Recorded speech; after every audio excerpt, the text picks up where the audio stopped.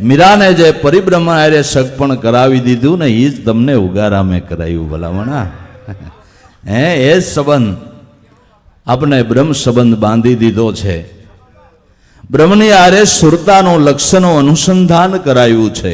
આમાં કોઈ અટકળ ને અનુમાનની વાત નથી, અનુમાનની વાત નથી. પણ તર્ક બુદ્ધિ એમ કે છે કે અમે ગળ્યું લાગી તો ખાઈ, ત્યારે સંતો એમ કે છે ખાવ તો ગળ્યું લાગે, ખાવ તો ગળ્યું લાગે.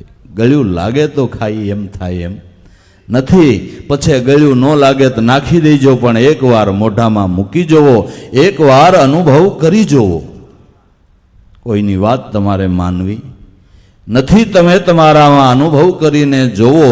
કોઈ ગુરુનું લક્ષ્ય લઈને આ શબ્દ બ્રહ્મની આરે સુરતાને સાંધી જોવો. પછી આનંદ ન આવે તો વાતને પડતી મેળ દેજો ભાઈ. નો આનંદ આવે તો વાતને પડતી મેળ લેજો, પણ કરી તો જોવો, કોક કરી તો જોવો. આવા જ્ઞાની ગુરુ ભેટા જેને, એણે આત્મપદ ઓળખાવી જેને ભેટા સદગુરુ જ્ઞાની. તો શબ્દ બ્રહ્મ એ નિર્ગુણ ભગવાન છે, સદગુરુ સગુણ ભગવાન છે. ગોપીઓએ ઉદ્ધવજીને કીધું તમે કયું ના અહીં આવીને બણગા મારો છો? બ્રહ્મ જ્યોતિ સ્વરૂપ ભગવાન સર્વ ઠેકાણે વ્યાપક છે ને આમ છે ને તેમ છે. ગોપીઓ કે અમે તમને એમ કહી છીએ કે ભગવાન કૃષ્ણ સિવાય તમે બ્રહ્મ જ્યોત કયો છો કે નહીં? કોણ કહો બ્રહ્મ જ્યોત, જ્ઞાન કિસ્સે કહો ઉદ્ધો, અમારે સુંદર શ્યામ માર્ગ પ્રેમ કો શુદ્ધો. અમે તો જાણ્યો છે, માણ્યો છે, માણી રહ્યા છે. સગુણ બ્રહ્મ ગુરુ છે અને નિર્ગુણ બ્રહ્મ શબ્દ બ્રહ્મ છે. આદિ અનાદિના ભગવાનના આ બે સ્વરૂપ છે, જેને સહજાનંદ મહારાજ સ્વામિનારાયણ ભગવાને કીધું કે હે હરિભક્તો, ભગવાનના અનાદિકાળના બે સ્વરૂપ છે, એક અક્ષર અને એક પુરુષોત્તમ. અક્ષર એટલે શબ્દ સ્વરૂપ અને પુરુષોત્તમ એટલે પુરુષોમાં ઉત્તમ એવા ગુરુ. પણ જ્ઞાની ગુરુઓ, જ્ઞાની ગુરુ ભેટે એને મિલન કહેવાય. અને એવા જ્ઞાની ગુરુ ન મળ્યા હોય ને બીજા મળ્યા એનું નામ ભટકાઈ ગયા કહેવાય. ભટકાય એને એક્સિડન્ટ કહેવાય. જ્ઞાની ગુરુ ભેટાને એને મિલન ઈશ્વરારે જરૂર થાય, અનુસંધાન જરૂર સંધાય, અને એ ઠરીને ઠામ જરૂર બેસે ને, જરૂર બેસે. જ્ઞાની ગુરુ ભેટા જેને, આત્મપદ ઓળખાવી જેને ભેટા સદગુરુ જ્ઞાની. ધન્ય ભાગ્ય વખાણું એના ગુરુગમ જેને મન ભાવી. ભાગ્ય કેના વખાણ છે? કરોડપતિના, અબજોપતિના કે નાના? જેને સદગુરુ મળ્યા અને ગુરુ વચનમાં પ્રેમ જાગ્યો ને એના ભાગ્ય વખાણો. હે એના ભાગ્ય વખાણો. એ ભાગ્ય વખાણવા જેવા છે. એ પરમ ભાગ્યશાળી અંશ જગતની અંદર કોઈ હોય તો ગુરુ વસનમાં જેને પ્રતીતિ આવીને વાલા, એનાથી મોટું ભાગ્યશાળી જગતમાં કોઈ નહીં. ગુરુ વચનમાં પ્રતીતિ આવી એનાથી મોટું ભાગ્યશાળી જગતની અંદર કોઈ નહીં. એવા વચન રે વિવેકી જે નર નારી પાનબાઈ, એને બ્રહ્માદિક પણ લાગે પાય. જથારથ વસનની શાન જાણે, એને અહંભાવે આવે નહીં કોઈ દી મનની માય. એવા વચનના વિવેકી પુરુષો જેને ગુરુગમ ભાવી છે, નામની અંદર પ્રીતિ જાગી છે. તુલસીદાસ મહારાજે કીધું કે કરોડો શુભ કર્મનું ફળ એ સમજવું કે તમને નામની અંદર પ્રીતિ જાગે. કરોડો પુણ્યનું ફળ એ સમજવું કે તમને નામની અંદર પ્રીતિ જાગે. પણ આપણે દેહ સુખના લોસાને જ સોટ્યા છીએ, એને જ સોટ્યા છે ને એ મુકતા નથી, એટલે સત્ય સમજાતું નથી. ગુરુ દત્તાત્રેય મહારાજે 24 ગુરુની અંદર એક ટીટોડાને ગુરુ કર્યો છે. ટીટોડાને આપણે એમ થાય કે ટીટોડો હું બોલ્યો છે અને હું એને મંત્ર આપ્યો, એમાંથી લક્ષ્ય લીધો છે. માંસનો લોસો લઈને ટીટોડો ઉડે છે, બીજા ટીટોડા એને સાસુ મારે. આ ટીટોડો વિચાર કરે કે મેં કોઈને કંઈ કીધું નથી, મને હું કામ સાસુ મારે છે? મારવાનું કારણ શું છે? પોતાને ખ્યાલ આવ્યો કે આ માંસનો લોસો છે એટલે મારે. મેલ દીધો પડતો. ચાંચું મારતા બંધ, સાસુ મારતા બંધ. કામ, ક્રોધ, લોભ, મોહ આ બધા ટીટોડા છે. દેહાધ્યાસનો આ માંસનો લોસો પકડ્યો ને એટલે એ બધા સાસુ મારે એ મેલ દીધો. વાત પૂરી થઈ. પણ લોસો મૂકવો નાનીમાન ઘર નથી, અહીંયા ગુરુની દયા જોઈ. હે એમનું લોસો મુકાય? લોસો મુકાય એમનું? હે દાઢી ડગડગવા મહે મંડે ને તોય ડોસીઓ કહેથી પૂછી ન છોડે. બાપુ લોસો એમને મુકાય? હે નગર દીકરાના લગ્ન થયા હોય તો હાહુ એ મોડ બાંધ્યો હોય દીકરાની વહુ માથે તો ખાલી વિધિમાં જ મૂકી દે છે કે આજથી મારા ઘરનો ભાર તારી ઉપર મારી વાલીડી કાંઈ મેલતી નથી. હે એકેય વાત મેલતી નથી. હે ઠેઠ સુધી કુશી કહેથી છોડે નહીં. લોસો મેલવો કાંઈ નાની વાત છે? તો જે બોલો સંતોની. ગુરુના નાના નાના બાળકોની બાલ્ય વયની અંદર તૃષ્ણાઓને ત્યાગીને ગુરુના નામમાં પ્રીત બાંધીને એને ધન્યવાદ અપાય. એને ધન્યવાદ અપાય. ધન્ય ભાગ્ય વખાણું એના ગુરુગમ જે મન સત્યમાની. ગુરુ વચનની અંદર પાકી નિષ્ઠા મેલી દે તર્ક વિતર્ક મનના ગુરુ વચનને ધારો. નિષ્ફળ વૃત્તિ કરો ગુરુમાં, તમારો મટી જાય ભવ ભવનો ભટકારો. ગુરુ વચનની અંદર નિષ્ફળતા નક્કીપણું. એક દોરાવાય પારસમે જો પડદા રહે તો લોહા કંસન ન હોય. આ વસ્તુ સત્ય છે. 16 વાલને એક રતિ સત્ય છે એવો જેને નિર્ણય થઈ ગયો, વચનની પ્રતીતિ આવી ગઈ, વસનમાં જેને ડગમગ રહ્યું છે ને એને અડાકા ખાતા બંધ નથી થવું પડતું. એ જ્યાં ત્યાં અડાકા ખાધા, કારણ કે ગુરુ વચનનો ભરોસો ન આવ્યો. અને શ્યાર યુગમાં 2 ભાગનાને નથી આવ્યો. શ્યાર યુગમાં 2 ભાગનાને ગુરુ વચનનો વિશ્વાસ નથી આવ્યો ને 1 ભાગનાને આવ્યો. એ 33 કરોડ દેવ થયા અને 2 ભાગનાને નો વિશ્વાસ આવ્યો. એ 66 રાક્ષસ થયા. રાક્ષસ થયા. આ વસ્તુ હતી તોયો. એટલે વિચારવાનું છે કે નામ લીધે પાયર જ પડી જાય એમ નહીં, વિશ્વાસ બંધાય તો પાયર પડાય. જીવણ બાપાની વાત હાવ હાસી છે કે વિશ્વાસીને ઘેર વધામણા, ઉનઘર આવ્યો અમર અતીત, અલખને આરાધો તમારા આત્માને સાધો, જીવણ કે સોઈ નર જોગી. હાવ વાત સાચી છે. ગુરુ વચનનો વિશ્વાસ આવે ને એની ઘેરે આત્મપદના પ્રાગટ્યના વધામણા એની ઘેરે હોય. જીવણ બાપા કે જેને વિશ્વાસ આવ્યા ગુરુ વચનના એના. બાકી નો વિશ્વાસ આવ્યા એ રાક્ષસ કોટીની અંદર નામ લઈને પણ ગયા. કારણ કે અવિશ્વાસ આવ્યો અને બ્રહ્મ કોદાળ થયા, બ્રહ્મ રાક્ષસ થયા. ભક્તિનો જ વિરોધ કર્યો. ભક્તિનો જ વિરોધ કર્યો. વિશ્વાસ આવ્યો વચનનો. સત્યમાની સ્થિર બનીને દ્રઢ મન આસન વાળી. દેહનું આસન તો વાળવાની જે રીત મહાપુરુષોએ બતાવી એ કાંઈક સત્ય જ હશે, જરૂર હશે, પણ દેહની આયરે મનનું આસન દ્રઢ વાળવાનું છે. અને આપણા ઘર આંગણાનો દાખલો છે, જેના ધામમાં અટાણે તમે બેઠા છો દાદા ઉગારામ, અને ઈર્ષાગર બાપાએ ઉપદેશ કર્યો, શાનભાન ગુરુ વચનની સમજાવી, આમ વાસનવાળું આ રીતે ભજન કરવું. ઉગારામ દાદાએ ફરિયાદ કરી કે બાપા મારા પગમાં ખોટ છે, બાળપણમાં પડી ગયો તો, મારાથી તમે કહો છો એમ પદ્માસન વળાય એમ નથી. કે ભાઈ જેમ પુત્ર આવે એમ બેહજો, એનો કાંઈ વાંધો નથી, પણ તમારામાં હું એવી રતિ ભાળું છું. અહીંથી દક્ષિણ દિશાની અંદર એક મુસલમાન પઠાણનો દીકરો પ્રમોદાય છે. જો જાગશે અને ઉગારામ તમારા ઘર ઉપર, તમારા આંગણા ઉપર 18 વરણ એક પ્યાલે થાય તો માનજો ગુરુ ઈર્ષાગર મળ્યાના પ્રમાણ છે.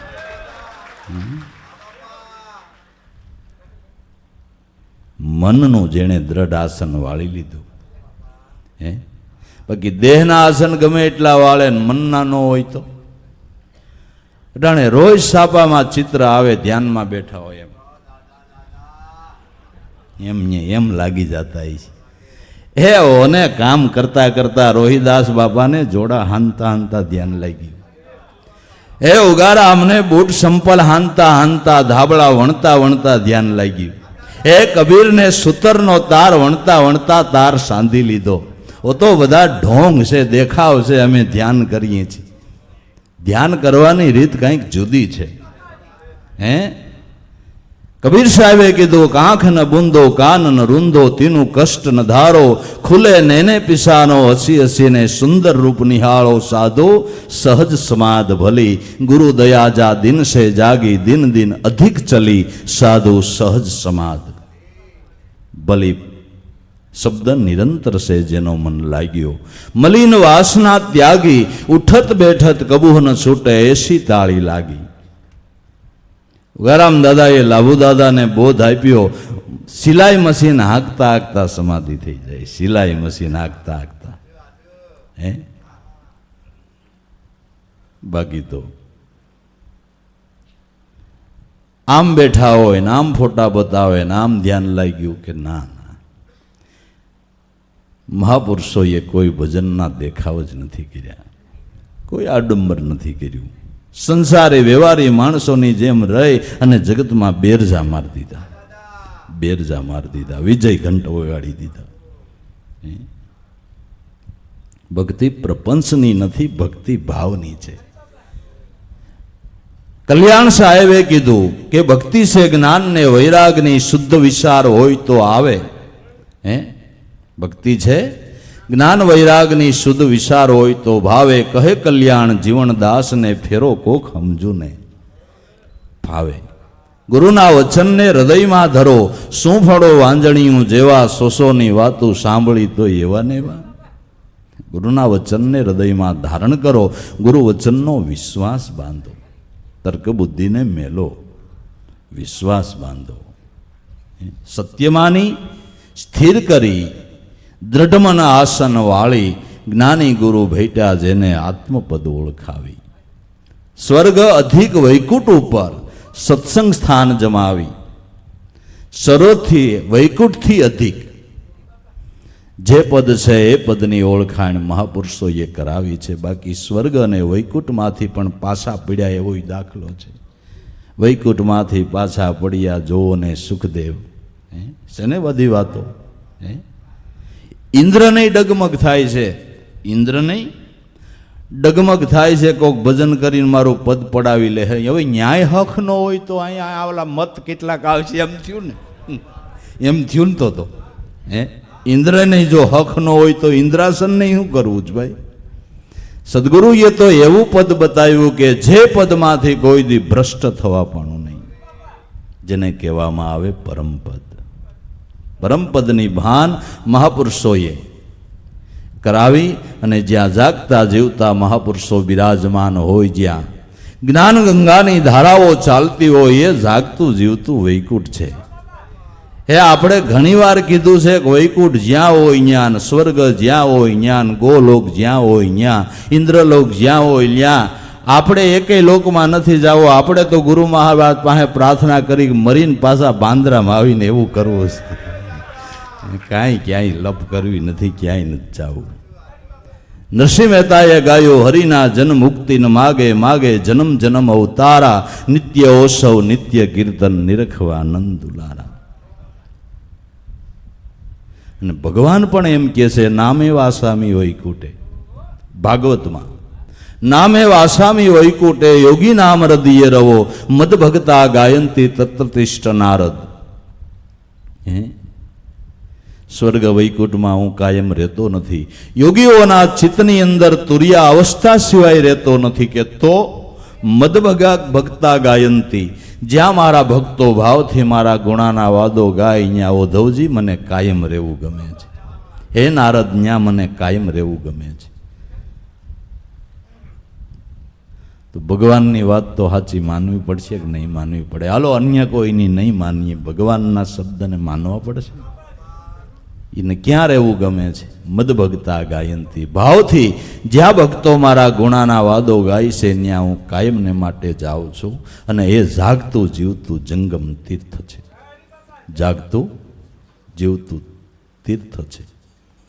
અનન્ય ભાવથી જેણે સદગુરુને સેવી લીધા, એ અનેક તીર્થો કરતાં પણ મોટું ફળ આપે છે, મોટું ફળ આપે છે. થોડીક જગમ તીર્થ મહાપુરુષોની સેવના કેવડું મોટું ફળ આપી જાય છે. સબરીએ ખાલી 6 મહિના એક લાકડાની સેવા માતંગ ઋષિના આશ્રમમાં કરી, નિખાલસ ભાવથી કરી.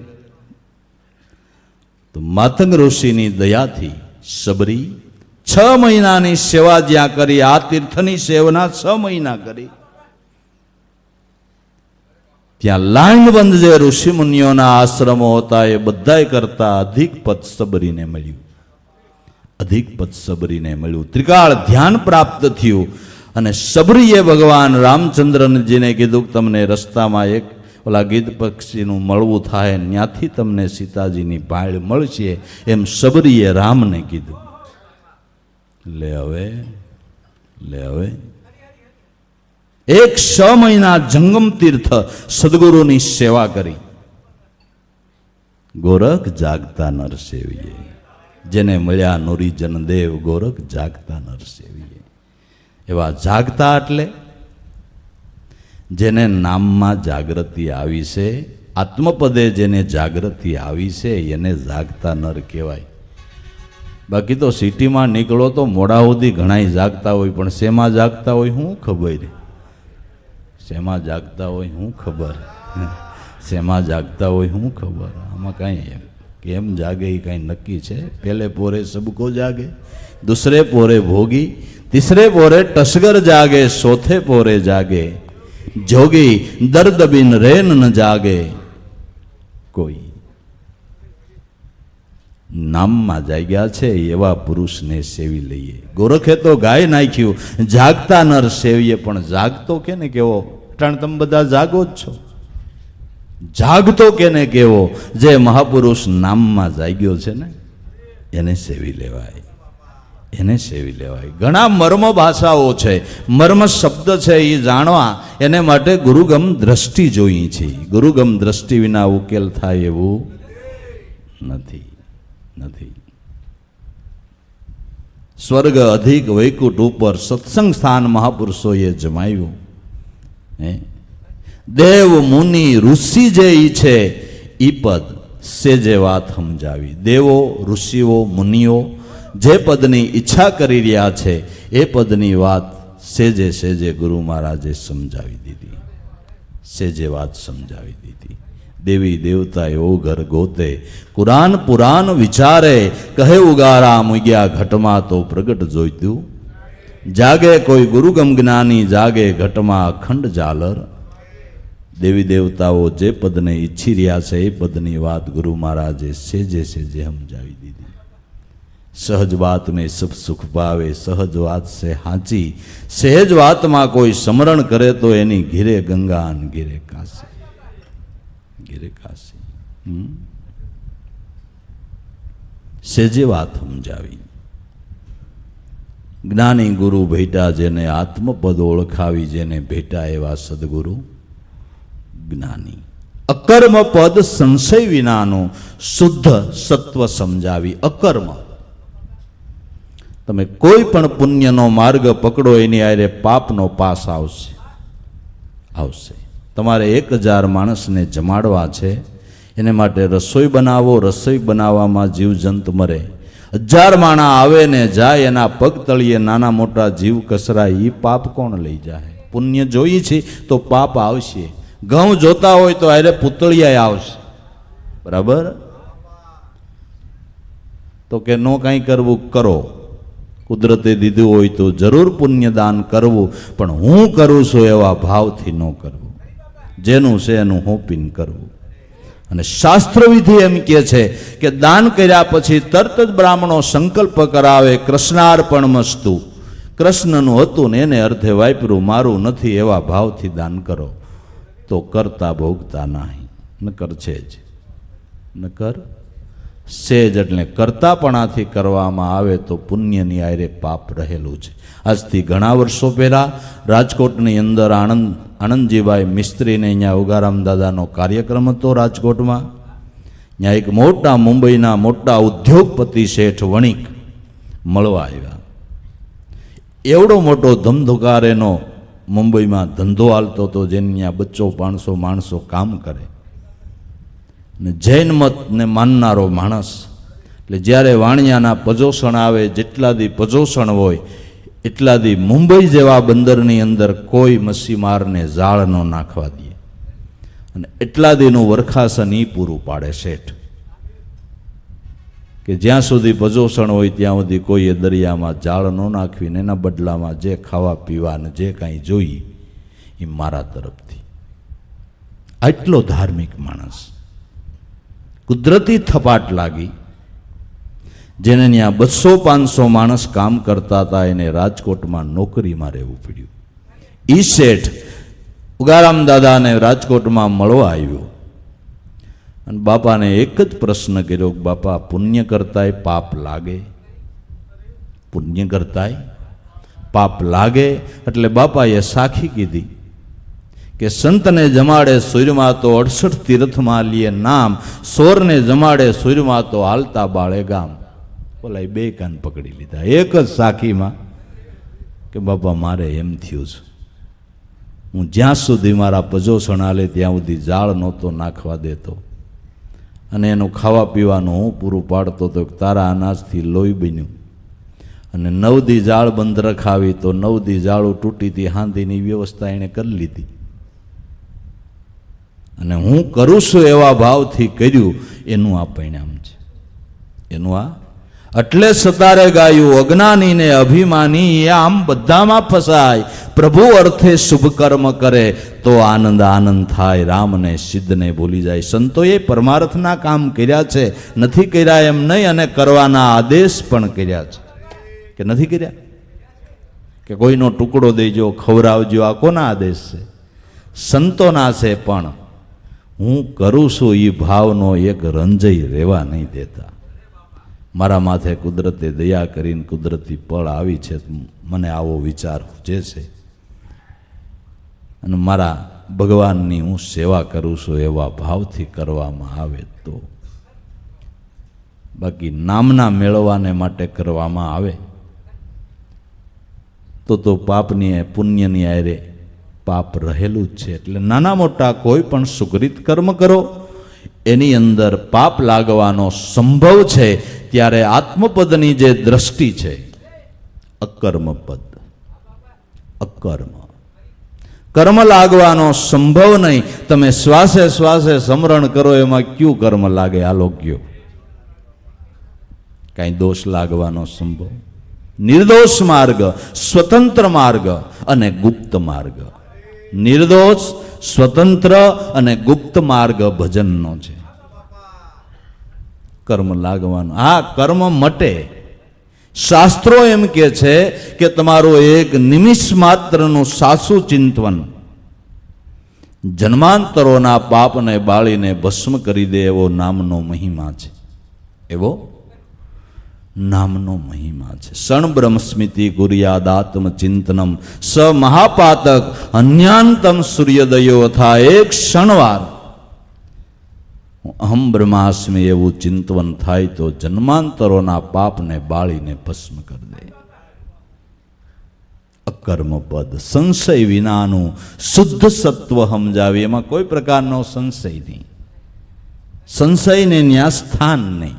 અકર્મ પદ સંશય વિનાનું શુદ્ધ સત્વ સમજાવી. નિર્લેપ એ આત્મપદ, એને શ્વાસોશ્વાસે જણાવી. નિર્લેપ એ આત્મપદને શ્વાસોશ્વાસના ધ્યાનની અંદર ગુરુએ સમજાવ્યું, નક્કી કરાવ્યું. લક્ષ્ય અનુસંધાન